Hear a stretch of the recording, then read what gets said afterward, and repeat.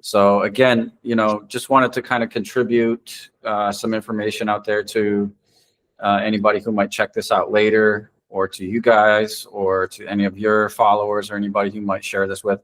Obviously, the core theme of the meeting is how businesses can prevent the dreaded December shutdown and turn it into an opportunity.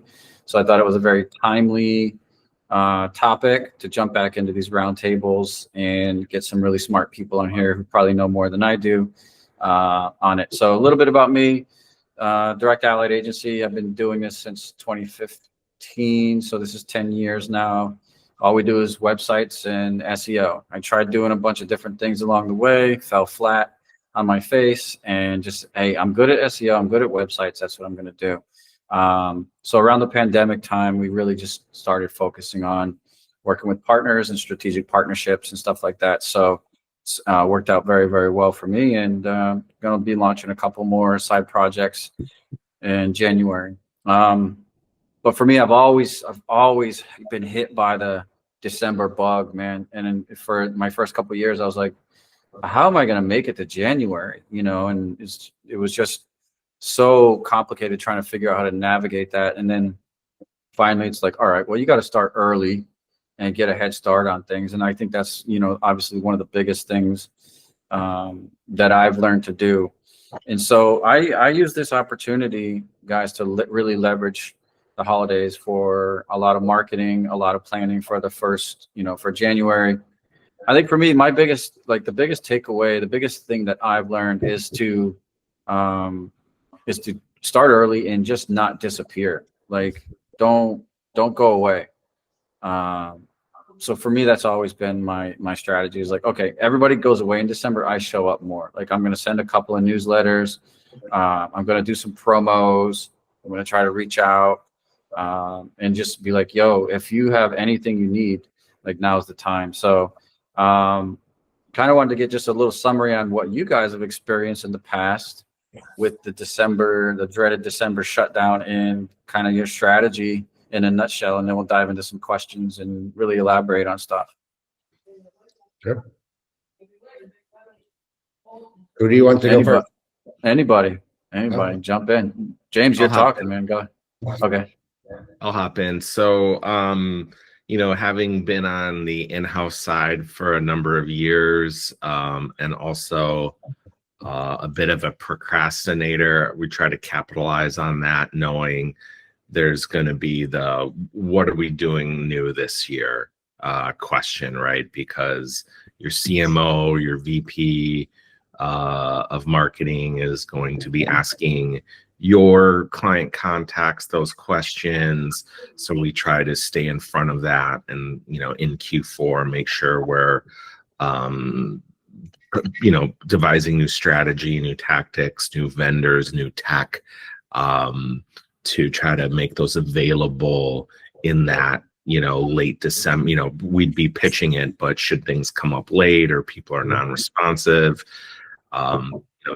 we try to make sure that we have those materials and try to be proactive about that. So, you can get those decisions made as soon as possible. A lot of times those carry over into January, but that's what we try to do. Just be ready for that. What are we doing next new in this following year? One thing that we do is actually kind of look at our as seasons, like in sports seasons. And I've always had this thing, like the day after Labor Day, so like September 1st through November 15th is like a sprint season. And then December 1st to like December 15th. And that's it. And so for me, probably like more mentally allows me to like not do like the chaos panic of, I don't know, arbitrary dates that don't really matter to anybody else.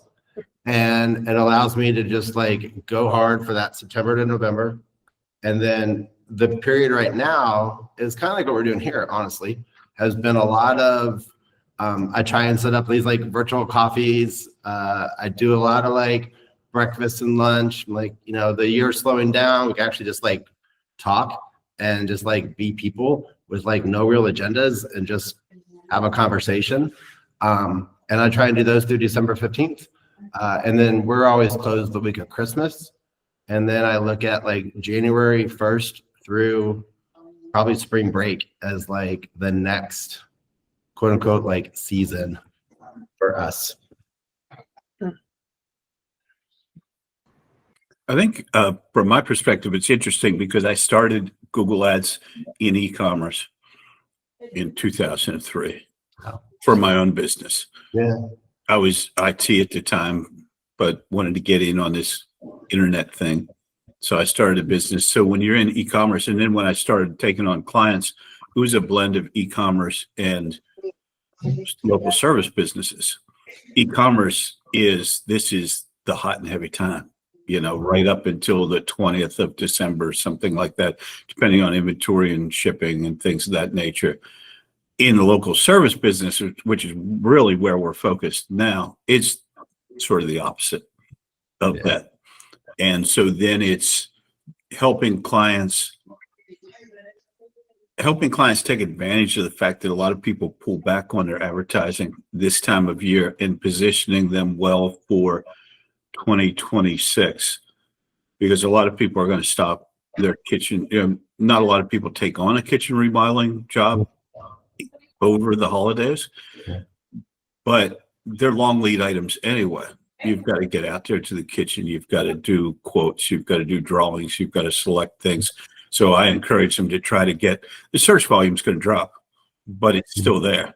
And if other advertisers drop off, which many times they do, this is the time to be out there owning more of the landscape, so to speak.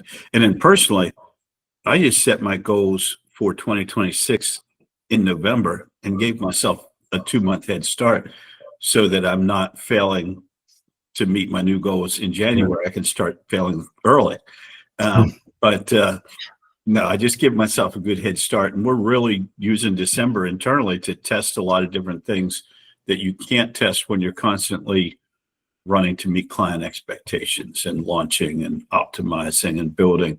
Though it's a weird business because this week we could have 5 launches. Last week it was like grateful. I was grateful. It was dead. I like those days because I can work and get things done that you could never get done during a non-holiday season.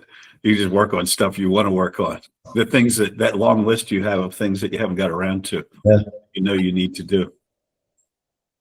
My experience working mostly at software companies, for the marketing teams anyway, there are 2 primary things. One is supporting the sales team because they're in their Q4 and they're trying to close all these deals before, clients' budgets close for the year.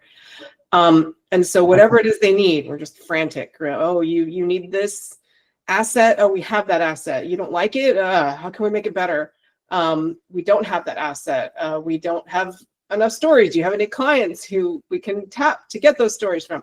And so there's a lot of that sort of scrambling that like last minute, we got to get this done before the fiscal year ends. Mm-hmm. And then the second is prepping for sales kickoff that typically happens in January, February, right? What are we going to change about how we've been selling?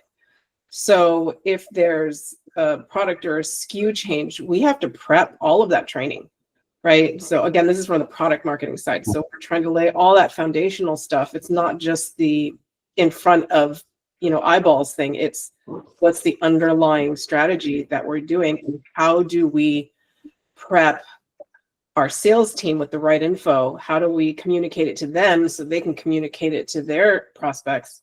And so we have to figure all that out before SKO happens. So those are the 2 big things, at least at the companies I've worked at, that marketing is struggling with. It's not so much, writing the content that we do. It's about equipping sales and how do we train sales. So those are the 2 focuses in this Q4 season, mostly for marketing software companies.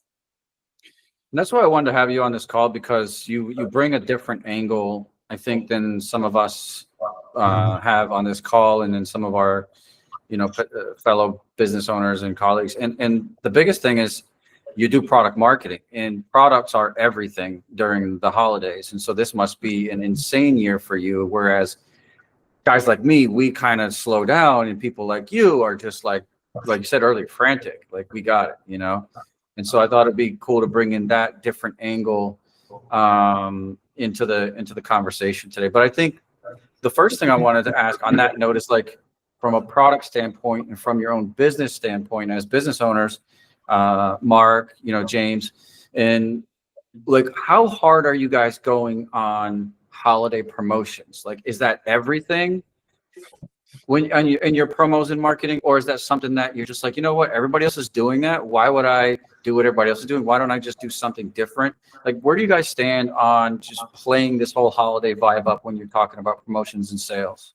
For specifically our companies, Yeah. I would say we probably don't play in that world.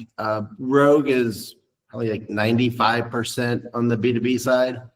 On the Rogue side, on the Rogue GBX side, it's definitely more on like the SMB, on the SMB market.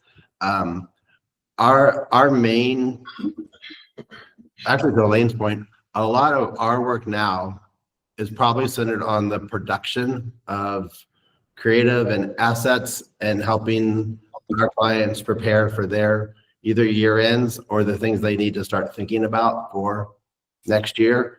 And so whether that's like more discovery sessions or just like the thinking whiteboarding side, I'd say that's where we're at.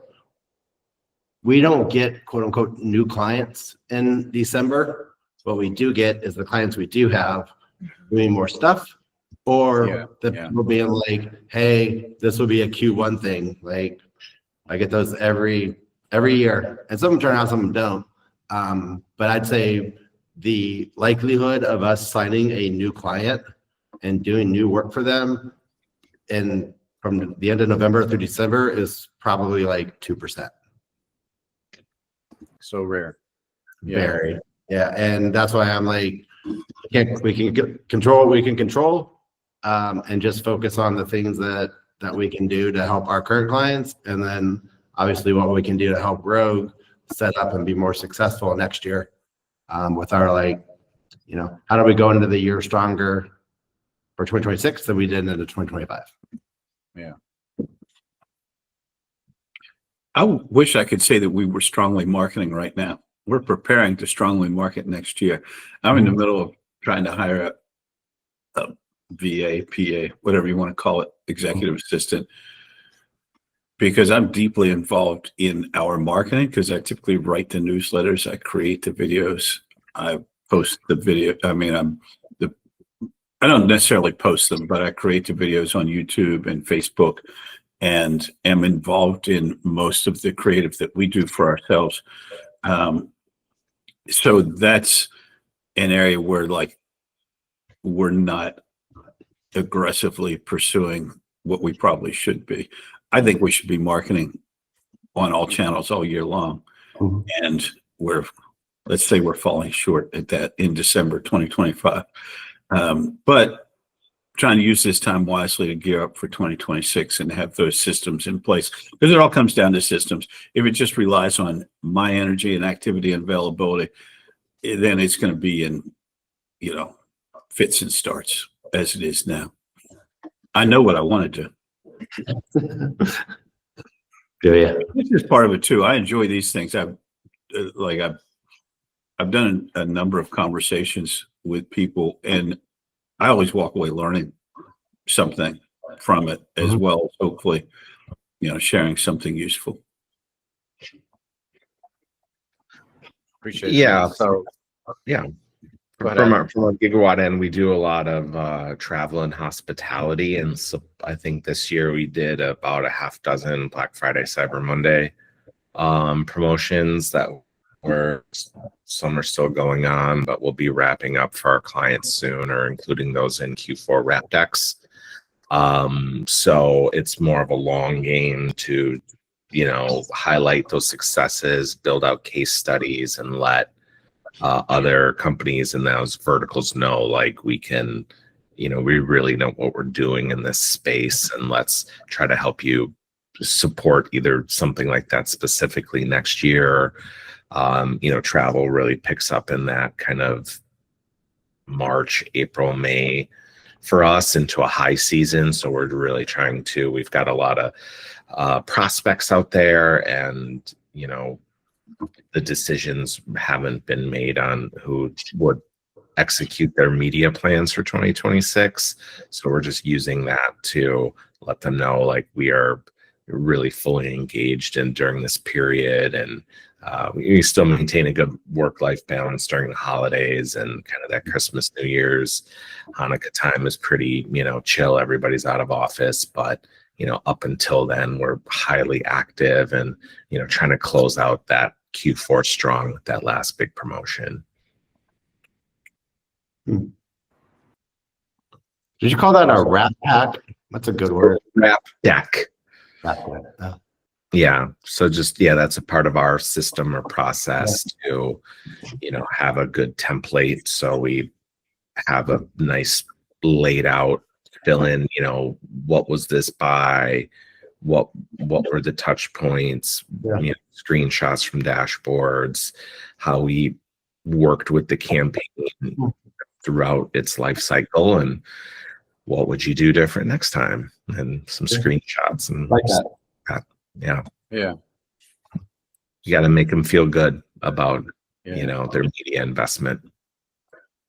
See, there's a lot that I think us on the B2B side and even on SMBs, local services, can learn from just that, because it's so fluid-ish in the media landscape. Like, you have to create these reports and ongoing, and we on the civilian side are probably we don't always do a great job of that to our clients, of what do we do, what did we accomplish, and we always believe that they see the world the way we do and they get it because we're doing it, but that isn't necessarily the case.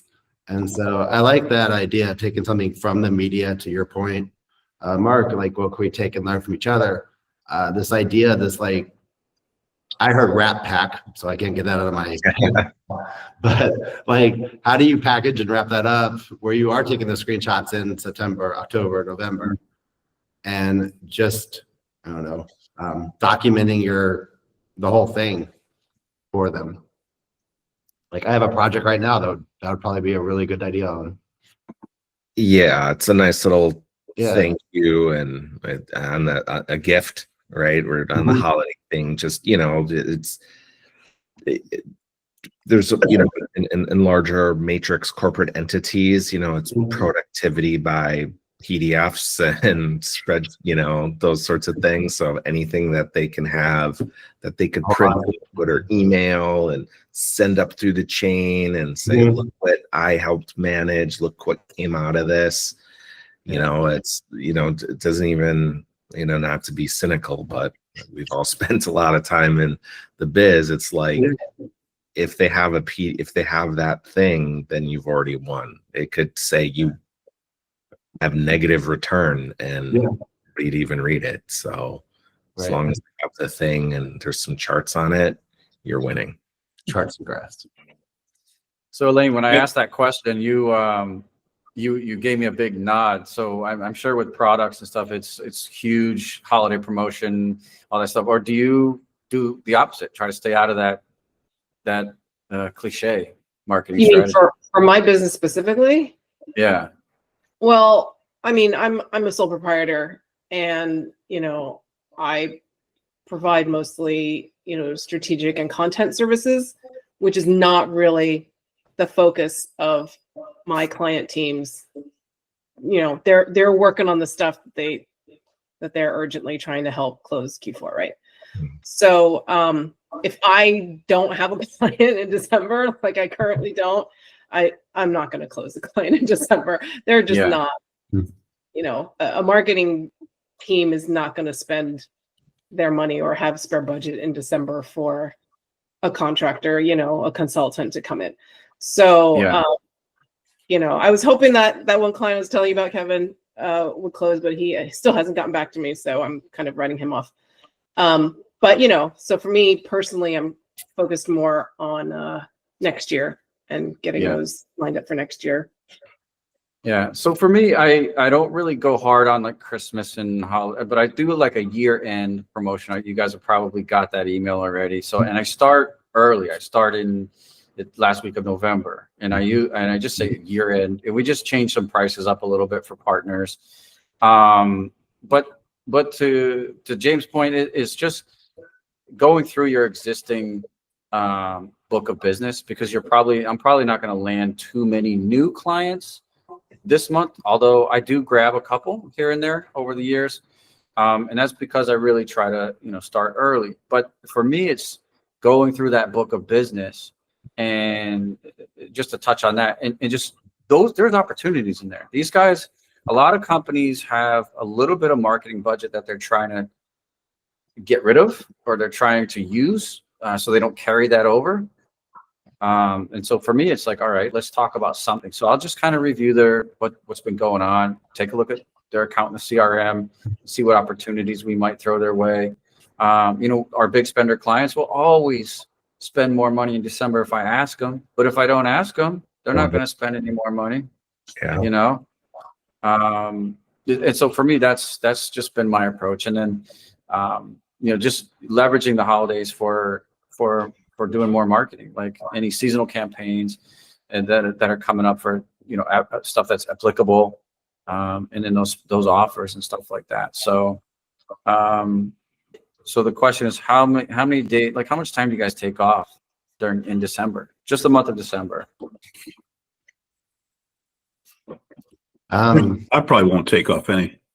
Yeah, it's hard when you're a business owner. Like, it's hard to just turn it off. Like, I always get envious of those corporate dudes who, can just stop and wear their little puffer vest and go on vacation with their families for a week and a half, and like their company's still going to be here in January. Like, even though we'll be here, it's so hard to do. Like, I hate it. I wish I could. Yeah. I wish I could be that guy. But I can't. You were the one that I thought was going to say you took a week off or 10 days off. Because you've been doing it so long and you're so good at what you do. I was like, James, for sure, take some time off and put the puffer jacket on and go skiing. Well, I've had back surgery, so it's no more skiing. Yeah, that's true. We do shut down for like the week of Christmas, between Christmas and New Year's every year. This year is weird. It's almost like we're getting 2 weeks off because of the way the holidays. Yeah. We can't really have our teams come back for like 3 days and then get a New Year's break. It doesn't make any sense. So we're literally off from like December 20th to like January 5th. And It's gonna be a tough year. Yeah. That's a long amount of time, man. And I wish we could do more. One thing that Chip and I do, and maybe this is helpful for other people, is we have a thing called a road to 100. And it's basically a road to 100 no's. And the idea is every January we start over, and we have to get 100 people to say no to us. So hopefully like 2 say yes. But like we've turned it around that way so it becomes more positive. Mhm. That every no is actually just gets us closer to the 100. And then from that, we're able to actually start to tell, all right, how many no's do we need to get to a yes of people? It has to be a qualified lead. It can't be just like a conversation. Like, it has to be like a proposal or something. Mhm. And then we have a revenue rate that we try and get to, and like top line what it could be. And then as we work through the year, like the milestones per quarter, where can we get to? I think this year we're at like 88. So like we didn't get there, but it also tells me, all right, well, where was it slowing down? And like, how can we put a little more juice on it in like June so we do get to the 100 each year? Thank you, Elaine. Thank you. Yeah, it's really good. I think I had some college friends that was their dating approach. So Same. Like, how many people can I get to say no to me? And it is a cool kind of gamify it a little bit. Mhm. That's Like, a great idea. How many rejections did you get this week? I'm like, I had 3 people told me I was terrible. Excellent. Great. Yeah, that's ingenious. Stole it.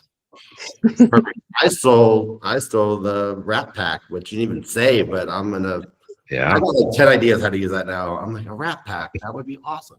Well, it'll be attributed to you, Adam, whether Yeah. you said it or not. I didn't even say that word, but I still The gigawatt. You got to put gigawatt in front of it. There you go.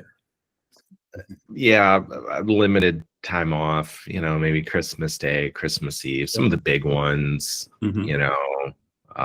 But yeah, I think we all know it's a bit of a lifestyle, not a job. So It's the Yeah. best time to work. I think it is. I like Agreed. it. I gotta prepare for everybody else taking off, and then I'm like, yes, I love this. No one's gonna call me. I don't have Yeah. to get on calls or meetings. I'm good. Some Yeah. of the employees won't bother you. Like, all right, It's also a cool time to learn too. yeah, I mean, I'm sure all of us are like nerdy knowledge seekers. And honestly, the best thing, so I had 2 back surgeries this year and 3 in the last 15 months. Wow. But it has allowed me, probably one thing that came out of it that was so good in like June, when I couldn't do anything except watch, and I hated Netflix, and I watched all my shows and I was good, is I got a YouTube premium subscription, like the $10 a month. Mhm. I got so good at the AI and learning and keeping and just like watching like HubSpot ones or watching these people just on basically do demos all day and Yeah. learn so much on Perplexity and ChatGPT and Claude, and now like nerding out on Gemini. Yeah. And that all came from having literally 2 weeks where I couldn't do anything except sit there and watch YouTube videos. YouTube University is incredible. I learn almost everything I know Like, on it's that a test, man. Like, people just give you the answers like I know. all day long. all day. You just have Yeah. to do the work, but like, it's a thing. So this is another good time of year. Like, I have a watch later folder, and especially now taking videos, putting them in like Notebook LM and being like, all right, turn this into something for me that I can read or watch faster, or Yeah. the podcast works so well. Like, that's how I learn. But Nice. been- Yeah. How do you guys keep leads and clients warm during the holidays? Gifting, You do cards, gifting. and old school stuff. That's one thing. My wife is my business partner, and we put together a nice package of things that we like, local things, coffee, syrups, cocktail mixers. This year is breakfast, lunch, and dinner, so it's like a artisanal pancake mix, and so yeah, or just like cards. So just really, try to So you- express gratitude, and Gift baskets. You're sending gifts to everybody. absolutely, yeah. I need to come Yeah. work for you, Adam. Mhm. I'll put you That's a on marketing budget all in itself, right there. Right.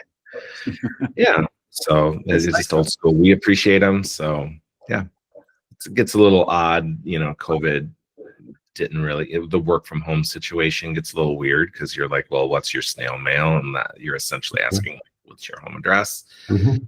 So I just say snail mail just to not confuse things. So. How about anybody else? This is a Chip's idea. He's my business partner. It honestly started probably a decade ago, where what can we give people every year that kind of like made them think of us, that wasn't like terribly expensive or super heavy that you could ship. And he came up with this idea of like games. So either like card games or board games or like something like that. And every year, we find a game on Amazon or wherever, like a board game or like something you would literally play on the table, Mhm. and find a book that's a game that's kind of like us, but also is easier to ship and everything. And so every year there's this group of people who just get like a game. And some of them get it for like a decade. And what's crazy is no one ever says anything about it, but yet it comes up to other people. They're like, oh, I got the game, or did you get the game? And so I'm not at home today, but like behind me is like, I've never opened one. They're all just like on a shelf. These are the games that we've put out every year. And you can find games for like 10, 15, 20 bucks. And then they're not super heavy, so you can ship them easily. And that's been our kind of way of, you can always find a game to ship. That's a good idea. It's a good idea. We do a lot of white label, so it really depends on how busy our agency's clients are. Right now, we've got a bunch of stuff going on. I'm not pushing or promoting anything, but I don't typically really do holiday. I'll take advantage of like the holiday and say, you know, this is the Thanksgiving special, but it's really just not anything different than we would send most of the time. And most of our promotional stuff, I'm working on some lead magnets, but a lot of it is literally just giving away that content that we talked about on YouTube, because that way when or on Facebook, Reels, that sort of thing, that way when someone does engage with us, they already know you and they know what you do. And it's just like the difference between that lead and, you know, any other lead is just, you know, those close at a really high rate because they've watched your stuff, they know you, and they, you know, to some degree can relate with you. So that's a lot of, those are mostly, we get direct clients like, you know, the business owners from YouTube, and then agencies. We have something I'd started last year, I think Kevin's on there, called agencyfinder.biz. And that's just a directory of all the agencies we could find in the country. And you can claim your listing on there or add a listing. It's free, it's followed. So that's a way for us to just get in front of agencies, you know, with something of value. Because my thing is, I hate to just spam people with like, hey, we do white label stuff. You know, we do Google ads. The other thing that I've done really is Google's changed a lot. Our particular service has changed a lot. Like Kevin started out the call with, we've zigged and zagged a little bit. Mostly now, if I have someone interested in SEO, I'll just refer them over to Kevin. We tried to white label that stuff, but we have really just gotten back into our lane. And then I've spent the last 2 or 3 months just, and especially the month of December, because it's slower, doing a lot of experimentation, trying to figure out, okay, you know, Google Ads isn't ideal, but what's the best solutions we can put together for clients, given the fact that we're trying to manage Google for clients and, you know, manage out some of the less desirable aspects of running Google Ads, because it's a lot different than it was 10 years ago. That has nothing to do with the question you just asked, but it is what I'm spending time on this month, because I know the lead, everyone's expecting the leads to be slower. So let's play around now. Mm-hmm. Just kind of keeping clients and everybody engaged. The other thing that we do, we have some standardized reports that go out. We're not huge in reporting. We don't charge a super amount of money because we are white label. So we have some standardized reports, but I do try to send videos where I go do deep dives into campaigns. And I feel like that cuts off a lot of meeting time and a lot of question time, because they don't know the questions to ask anyway. I think we could chop this video up and send this. I think we got a little tool right here to keep clients engaged. We chop this up and send it out to our colleagues. You got 100 videos out of this today. This is awesome. Yeah. Just anything from you, Elaine? Anything that you're doing to keep them warm, or you're taking the month off? So what have you done in the past? Usually I just send out to my network. I joke that I'm not really a marketer, even though I'm in marketing. But yeah, most of my work comes from my network. So I just reach out individually on LinkedIn and that kind of thing. So yeah. So for me, it's everybody tends to go away in December, and for me, it's more showing up. It's being present. So everybody trying to disappear, I'm trying to show up. I'm not trying to be in your pocket and be annoying, but I'm going to send probably an additional newsletter this month. You know, I think for me, two newsletters in December is standard. 2 or 3 is a good idea to just kind of touch people, and you can be selective about it. You don't have to blast your whole, you know, network. Like I did a blast last week. I segmented out to 200 people and just talked about, hey, we have this year-end promotion. And I got, you know, 6 responses back from that. So, you know what I mean? It's not great odds. It's not a great return, but in December, it's not terrible. Yeah. And then, you know, that might keep the wheel rolling in December. That might mean, you know, people get it going. For me, websites, and when we have these longer term projects, I love to be able to sell them in November and December, because people are like, oh, we'll just wait till January. I'm like, no. If we get started now, you know, by January 1st, your website's done, your project is ready, or you already get a head start. So, I mean, those are some little things that I do, but, and then there's some smaller segments, you know, my smaller segment people, my high ticket people that I'll just do personalized email to, and maybe do something that might be holiday themed, or just say, hey, where are you going for the holidays? What are you doing for the holidays? People like, and I always get a response like, oh, I'm going to Bend, Oregon, or wherever they're going, you know? Yeah. So that's kind of what I do. All right, so we'll kind of just start to roll into the last 15 minutes of the call, and I just want to get a tip or two from everybody. Just give me a tip that you guys have done, or something you can throw out that's worked for you to keep the cash flowing in December, because cash tends to go away or slow down from new clients and stuff like that. So give a tip or two on how you guys keep the cash flowing.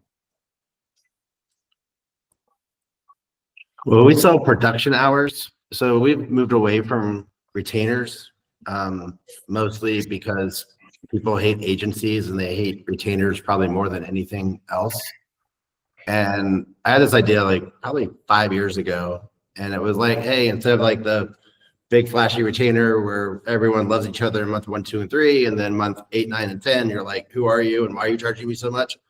Like, remember all that work we did? Like, yeah. I'm like, well, that's not my problem. I'm like, well, it's our problem. So to get away from that, we just switched to like a flat, low monthly fee, $2,500 a month, to like operations and strategy and planning all stuff. And then people buy a supplemental bucket of hours. And then when the bucket of hours runs out, they buy another bucket of hours.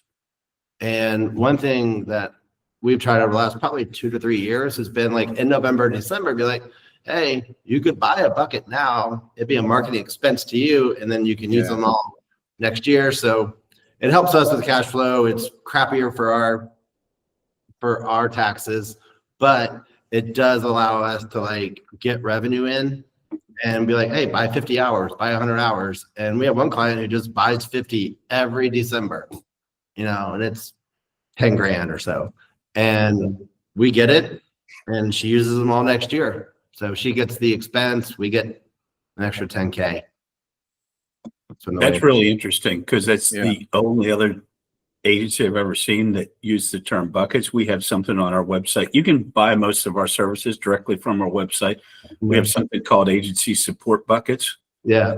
Our tagline is buy a bucket. I can't say the first word. But we sell. Now it's a challenge because it's not as profitable as recurring work. But it sucks for us as owners. Like, I always tell people, like, it's crappy for us, and it's also very CFO friendly. So like when they all got to make their cuts, they're like, oh, what's this $2,500? Yeah. Versus like, what's this 10 grand? And what's crazy, it all ends up about being the same anyway. It's just accounting, and it's been a way to, like, I don't know, make cash flow work better. It just creates more spikes. And so you have to be really good. You have to be a really good operator. You have to be really good on the operational side to capture all those costs and make it profitable, which is the challenge we're looking at. I'm considering going away from the bucket in 2026 to all recurring. We don't charge that much to begin with, but I'm thinking if I do that, this is a great opportunity to stack some bucket cash in December. Because there are a lot of people that prefer the bucket solution. Never tried that. I've tried to go in and like, say, hey, you have an invoice January 1st or January 5th. If you pay it ahead, we'll cut you a little deal. So sometimes I'll try that. Not out of desperation, but to just, keep that revenue up. And then in January, everybody's buying everything again in January anyway. So it makes up for itself. The buckets are cool. What about you, Adam? It really comes down to planning and data-driven decision making, right? Like if you're doing, if we rewind it a year and it's 2024, and if it's in the client's best interest to be active in December, then it's like you have to tell them that up front, do the analysis and say you're leaving money on the table. Either you have to add incremental budget to support December, or you have to be less aggressive in other points of the year where you think it's a good idea to spend, when in reality, whatever it is, you have lower conversion rates, higher cost per acquisitions, whatever it is, whatever that KPI is.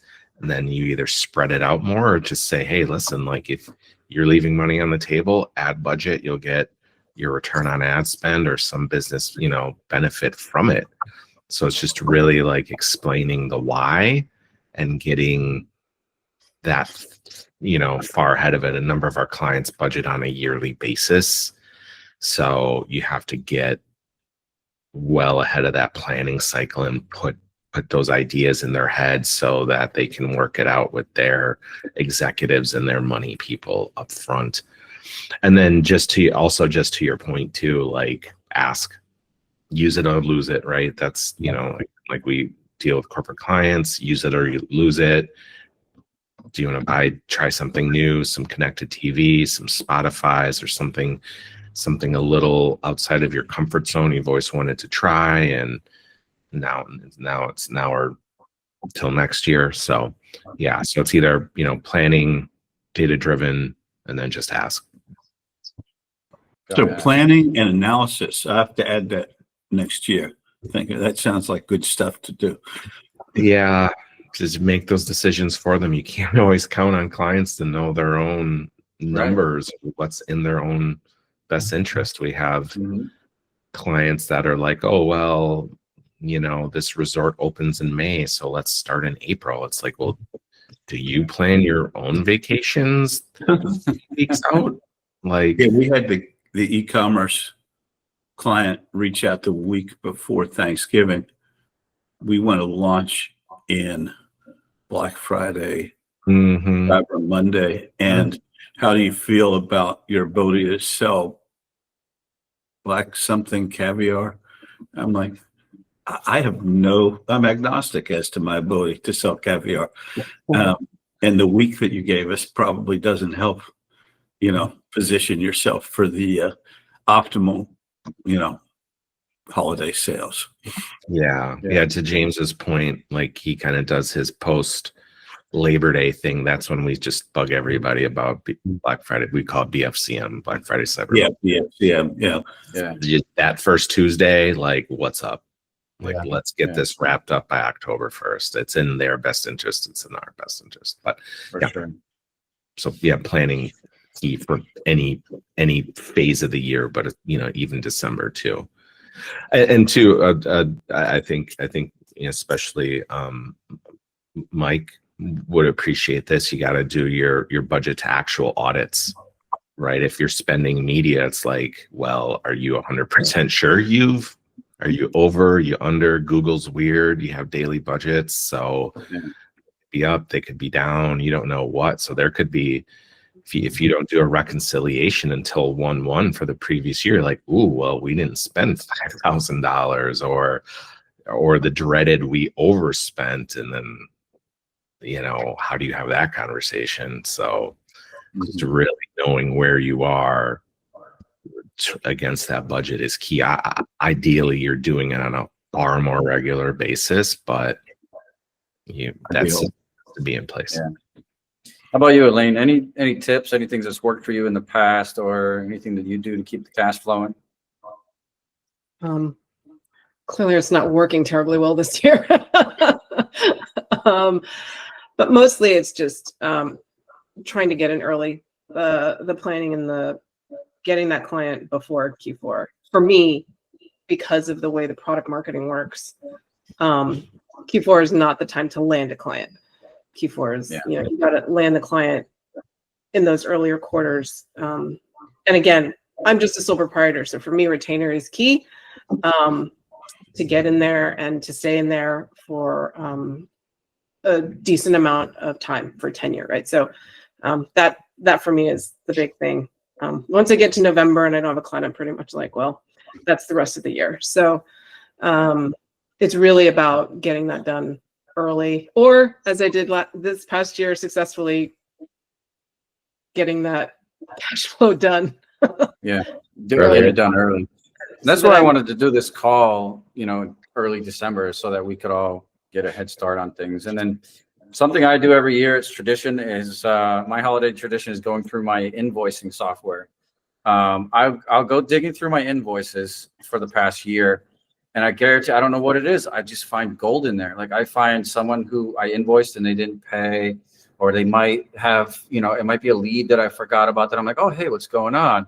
Or it might be something that, hey, someone had an idea about invoicing something, and then, they kind of moved away from it. And they're like, you know what, let's do that in December. And I'll find things that are just a bill that didn't go through, or somebody who didn't, like I found 2 customers the other day who are not, their recurring billing for website hosting stopped. So, I mean, I just looked and I made $500, you know what I mean? So it's like, not bad. Just for looking at my invoicing. He says, well, that's just one little example. I mean, I usually find thousands of dollars in there every year in December. And I use this little thing, and I'm like, if I have any invoices that are like outstanding and I feel like someone wants to drag that into 2026, I always blame it on my accountant. I'm like, hey, my accountant doesn't want me to bring this balance into the next year. So do you guys mind if you settle this up? And I'm about to like grab another couple thousand off of that right now. So it's something that it's like, you got to put your foot down on the billing and not bring that stuff into the next year, and then just see what other opportunities you might have missed. So my invoicing system is my best friend in December. I just go back through it. Good. All right. Yeah. So we'll wrap it up. We got a couple minutes, but you guys drop your LinkedIn's in there. You did that. Anything you guys want to plug? Anything going on? I will plug my newsletter called Bite Size, which I hated writing, but I do like talking to like the empty chair thing. Yeah. And we used to have a newsletter called Bite Size. Relaunched it on my personal LinkedIn because personal pages work so much better than company pages. It's called Bite Size. It comes out every 2 weeks on Wednesdays. So trying to get to 1,000 subscribers, and if I could pick up 4 more, that'd be awesome. It's right there on my LinkedIn, says newsletter. So I will shamelessly promote myself. Nice. As you should. Yes. I'm going to do the same because I need work. Yeah. And so if you have any clients who need actual content, whether that's a blog or a white paper or a case study or anything, I can do that. If they need something even more intense, like sales training or, a positioning foundation, we can do that stuff too. I just don't do the nitty gritty work of, building an actual website. I'll write the website. Someone else will make it pretty. But any of that content I can help with. I can take all the ideas and formulate them into like a cohesive structure that can be used. Yeah. I sent you a LinkedIn. Yeah, I'd love to learn more about your content. Absolutely. Good people to add to our bench. So Absolutely. Personally, I don't believe in self-promotion, but subliminal self-promotion. Subliminal. you can grab a listing at agencyfinder.biz, and I'm releasing, it's almost nothing right now, but Google Ads Essential.com, Google Ads Essentials.com will be a place where I just drop a bunch of that free YouTube University type content next year. It's our best giving stuff away is our best lead magnet, especially in Google Ads where people read it and they're like, oh, heck no, I don't want to do that. Yeah. Yeah, our stuff is really kind of the hardcore programmatic platforms, Amazon ads, Spotify ads, Trade Desk. So if it's, digital out of home, so if there's, like, hey, how do I get on Peacock? How do I get on Hulu? That's where really our expertise shines. All right. Awesome.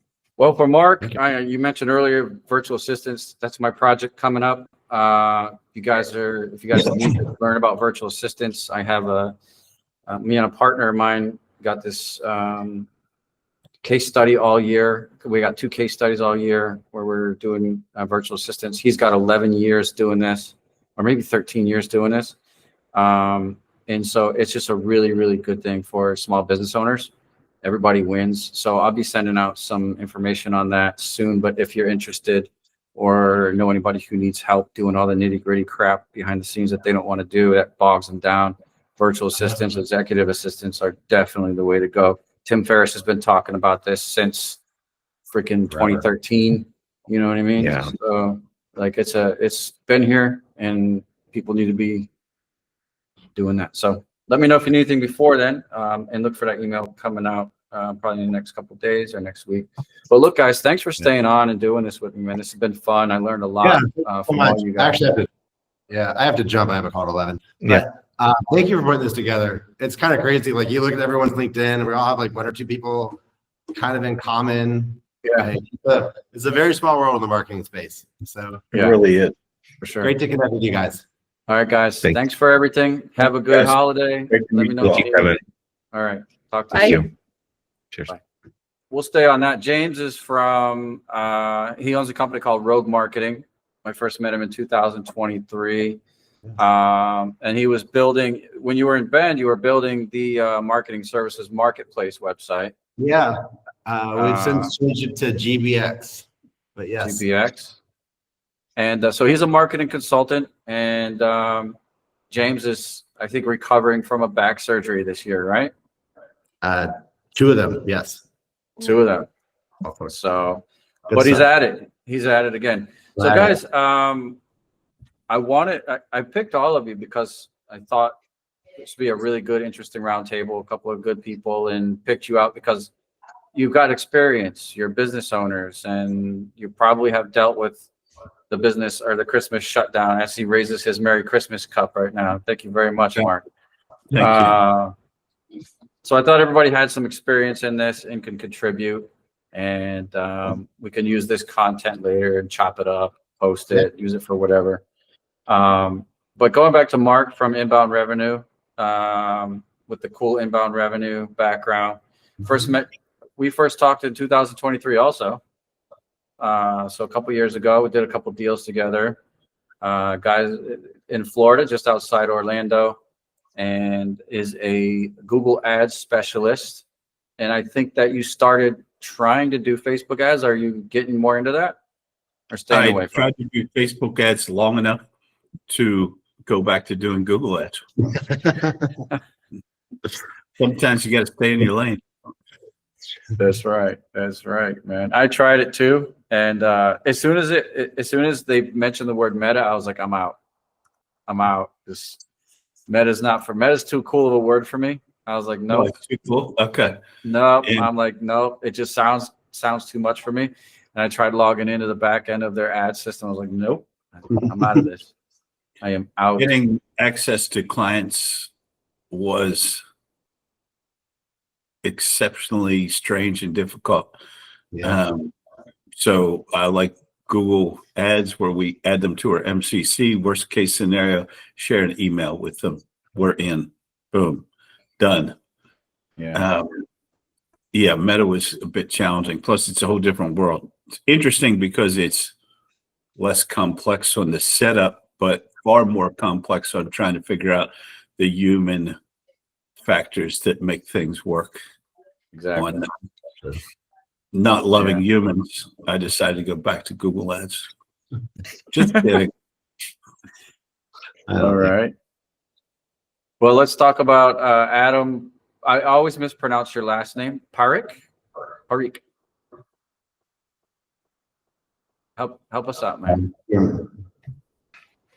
Yeah, it's Adam. It's Parikh, like an icky Parikh. pear.